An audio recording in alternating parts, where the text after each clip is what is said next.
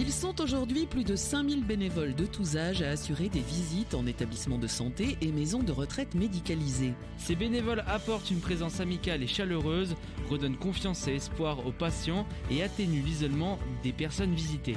Ils sont aussi représentants des usagers pour défendre les droits des patients et contribuer à leur mieux-être.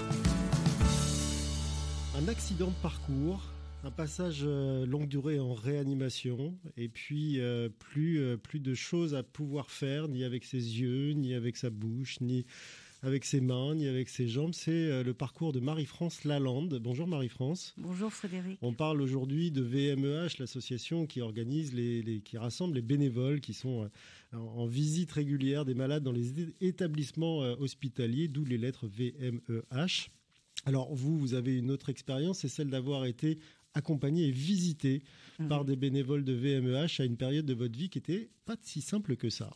Non, effectivement, Frédéric, j'ai vécu 2 mois en réanimation étant tétraplégique et trachéotomisée, ne pouvant absolument pas m'exprimer. Et j'ai eu le bonheur d'avoir, en plus de la présence de mes proches, cette visiteuse qui venait très très régulièrement me voir et qui m'a apporté tellement de chaleur et tellement d'envie de vivre. Alors, elle venait vous voir, mais vous ne pouviez ni bouger, ni parler, ni échanger avec elle. Alors, pourquoi venait-elle vous voir ? Alors, elle venait me voir. Qu'est-ce qu'elle faisait ? Elle posait sur moi un regard très doux, très bienveillant. Elle posait sa main sur ma main, tout simplement. Elle m'apaisait par des paroles très chaleureuses et elle m'apportait cette envie de vivre et surtout ce sentiment si nécessaire au-delà des soins techniques, qui est le sentiment d'être toujours un être humain. Elle a contribué à votre établissement ? Absolument. Absolument.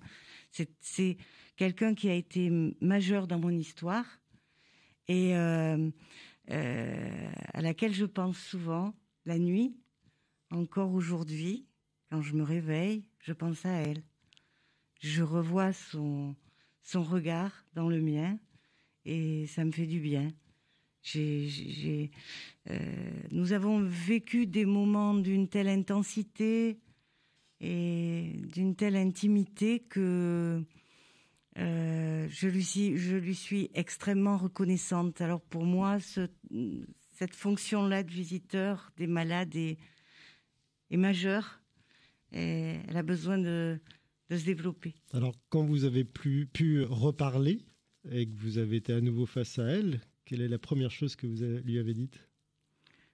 J'ai voulu l'embrasser, j'ai voulu être proche d'elle, quand j'ai pu parler, j'ai dit merci, merci, merci, et j'ai fondu en larmes pour la première fois depuis le début de ma maladie. C'est la première fois que j'ai pu fondre en larmes parce que là j'exprimais quelque chose de profond et c'était des larmes de bonheur et elle aussi était très très émue. Alors à l'issue de votre épreuve, vous avez clairement choisi votre camp, c'est pas celui d'être visiteuse, mais est-ce qu'il vous arrive quand même soit d'y penser soit de le faire ? Oh mais j'adorerais ça. J'adorerais ça, c'était ma première idée, hein. Moi, bon, malheureusement, c'est vrai que c'est un petit peu compliqué au plan physique d'exercer aujourd'hui. Et je pense que c'est aussi une des difficultés. Il faut absolument avoir plus de visiteurs des malades partout et des représentants des usagers partout. Et voilà, je pense qu'il faut aussi que les visiteurs médicaux, qui sont les mieux à même de rencontrer les patients et de bien connaître les situations, soient s'engage plus dans cette voie de la démocratie en santé et de la représentation des usagers. Le message sera entendu, j'espère. Marie-France Lalande, merci d'avoir témoigné dans cette émission spéciale visite des malades dans les établissements hospitaliers, et puis spéciale, clairement, on l'a compris avec vous, revendication de la démocratie en santé, comment améliorer la qualité ou la faire évoluer la qualité du soin pour les personnes notamment dépendantes. Et je rappelle également que vous avez écrit un livre très pratique, vous le dites et vous l'affirmez, Accompagner un patient très dépendant, paru aux éditions Chroniques Sociales. Donc on peut retrouver tous les conseils pour savoir comment aborder une personne qui est locked-in, donc bloquée, qui ne parle plus, qui ne voit plus quasiment et qui ne peut plus s'exprimer. Si, c'est possible et vous le prouvez. Merci Marie-France Lalande. Merci Frédéric. Si vous souhaitez vous informer ou rejoindre les bénévoles VMEH, laissez-nous un message à l'adresse hubert.balzan, BALSAN, @fédérationvmeh.fr ou au numéro 01 43 20 95 16. Nous vous rappellerons.